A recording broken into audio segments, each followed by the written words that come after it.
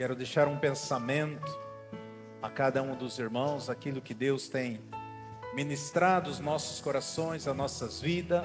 A palavra do Senhor, ela se renova, ela nos fortalece, ela gera fé nos nossos corações. Há um texto da palavra do Senhor bem conhecido, que está no livro de Atos, no capítulo 28, do versículo 1 ao 6, Atos 28, do 1 ao 6.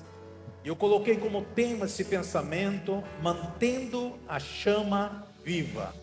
Todos nós devemos manter a chama do Espírito de Deus viva dentro de nós. E nós entendemos a importância do Espírito Santo ter a liberdade de manifestar nas nossas vidas e através das nossas vidas. Porque Deus é fiel à sua palavra. E o Espírito Santo é a pessoa mais importante que opera neste mundo. Ele opera através da sua igreja, que somos nós. Cada um de nós somos templo do Espírito Santo de Deus, e por isso ele se manifesta através daqueles que creem, através daqueles que o buscam, através daqueles que têm comunhão com ele, através daquele que submete a sua voz, através daquele que se entrega a ele. A palavra do Senhor diz que todos aqueles que são guiados pelo Espírito de Deus são filhos de Deus. Atos 28:1 diz assim: estando já salvos, soubemos então que a ilha se chamava Malta. Os indígenas usaram conosco não de pouca humanidade, pois acenderam uma fogueira e nos recolheram a todo por causa da chuva que caía e por causa do frio.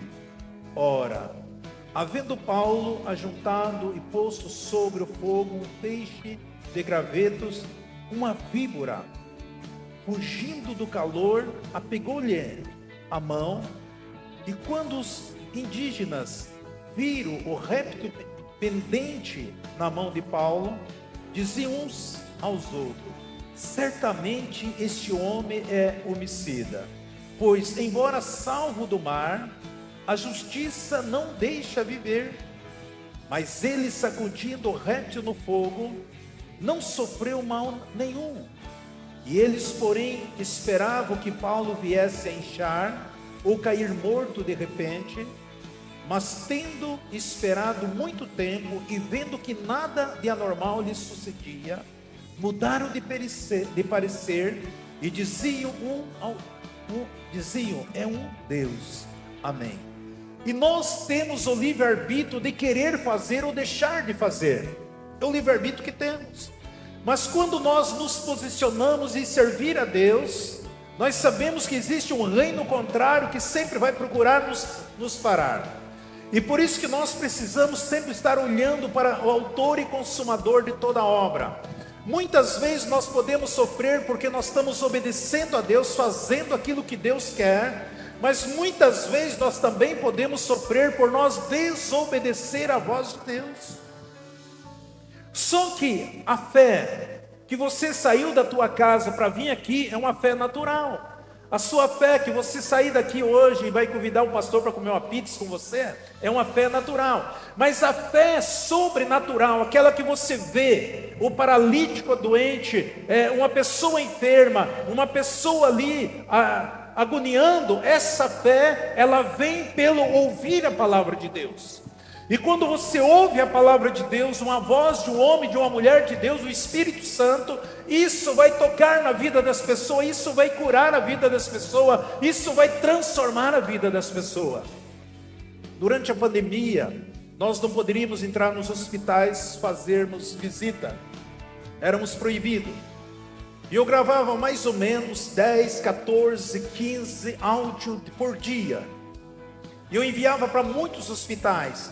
Enviei áudio lá para Itália, lá para Portugal, lá para Inglaterra, para os Estados Unidos, várias partes do Brasil, muitas pessoas. E interessante, um dia eu estava em casa, era mais ou menos à meia-noite, eu recebi um telefonema do hospital regional. E era uma das funcionárias, uma enfermeira ali.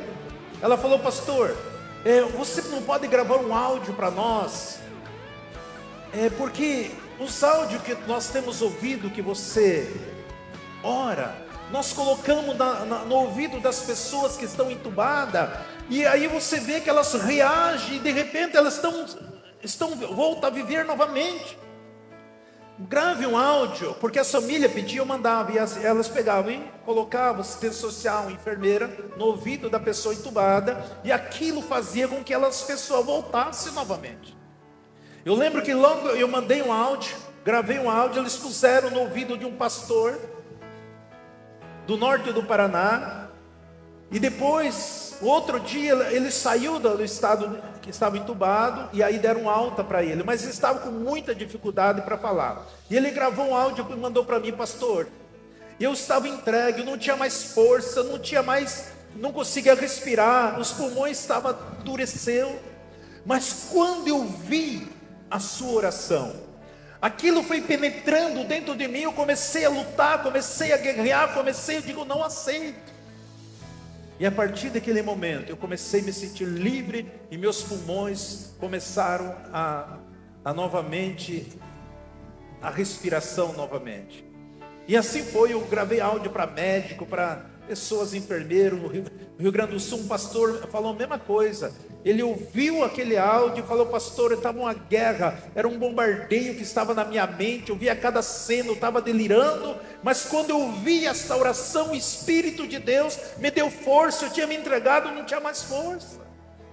E que você jamais vai perecer. Eu declaro essa palavra. O inimigo talvez tentou te parar, abortar algum sonho, alguns projetos.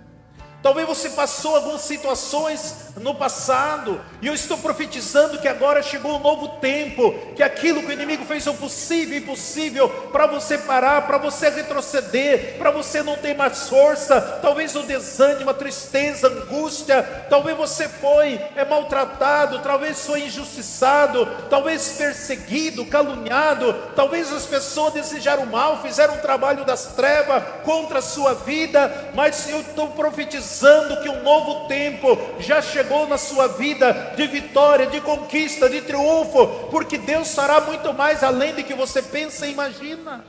Isso é Ele. Olha a diferença aqui de Paulo, ele falou: o Deus o qual eu sou e de quem eu sirvo.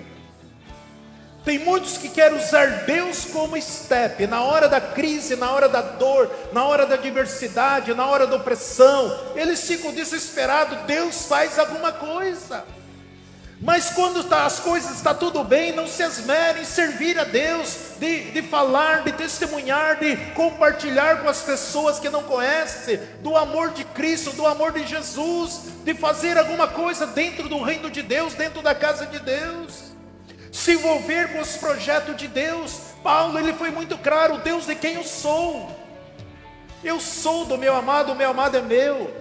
Paulo sameava a palavra, Paulo pregava, Paulo testemunhava, maravilha começava a acontecer na vida desses soldados, daqueles capitães, daquelas autoridades, e ali foi o Império Romano, foi ruindo, porque as pessoas começaram a encontrar Jesus, encontrar Deus, entregando a vida para o Senhor, e agora começavam a orar, começavam a glorificar, e o Império Romano caiu por terra, porque Deus tem um projeto, um propósito na vida de cada um de nós.